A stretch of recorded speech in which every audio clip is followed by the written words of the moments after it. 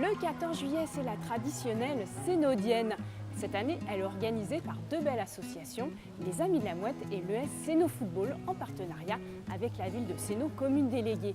Vous y étiez? Eh bien, nous aussi. Donc l'ES Séno a la tâche d'installer tous les exposants le matin dès leur arrivée et la tâche de faire à manger pour tout le monde, donc le stand de restauration sur toute la journée.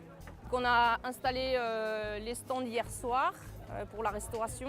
Donc ça a mobilisé une quinzaine de bénévoles du club. Et ce matin, une bonne trentaine de bénévoles pour aiguiller tout le monde, essayer de les aider à décharger le plus rapidement possible et s'installer dans de bonnes conditions.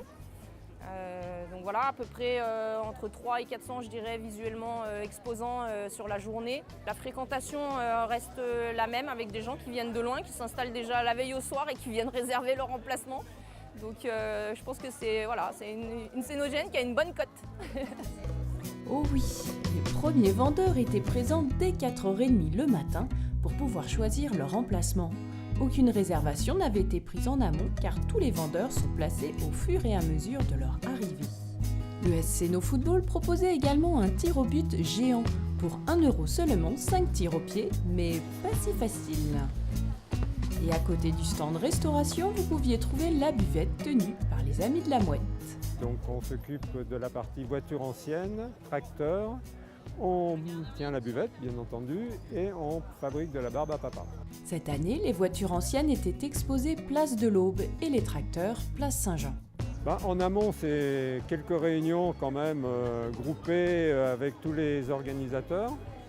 C'est un jour avant, mise en place des toiles de tente, mise en place de la buvette, voir le fonctionnement pour que le matin, quand on arrive à 5 h, être sûr que tout fonctionne. Et tout cela est possible grâce aux 40 bénévoles de l'association. Merci les Amis de la Mouette. Sans oublier l'association Sonalp avec Geoffrey qui a animé la fête toute la journée. On salue bien sûr tous les téléspectateurs de Sénomag et justement je me trouve devant la caméra de Marie de Sénomag à retrouver sur senomag.fr et qui va couvrir comme tous les ans cette Sénodienne 2018. Et puis on salue également Sonalp Radio qui assure l'animation comme tous les ans de cette Sénodienne depuis 3 éditions maintenant. N'hésitez pas à venir me rencontrer, je me trouve ici, place de l'Hôtel de Ville. Et on va refaire un peu la connaissance des différents exposants présents ici durant toute la journée. Je vous l'ai dit tout à l'heure, sur cette Sénodienne, on trouve de tout et à tout âge. Mélina est avec moi. Bonjour Mélina. Bonjour. Alors Mélina, tu as quel âge? J'ai 10 ans. 10 ans déjà? Oui. Je crois que tu les as eu il n'y a pas très longtemps. Oui. Je sais tout. Alors Mélina, tu es Sénodienne? Oui. Est-ce que c'est ta première Sénodienne justement? Oui. D'accord. Et alors, qu'est-ce que tu nous proposes sur ton stand? Il y a des livres, on trouve aussi une marmotte en peluche, bien sûr, pas une vente. Enfin, je crois pas. Qu'est-ce que tu nous proposes sur ton stand, Mélina? Des chaussures, des enceintes, du sable qui ne sèche pas, qui est doux, des livres, des BD et des habits.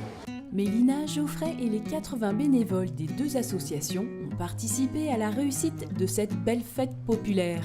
Bravo à tous. Vive la Sénodienne!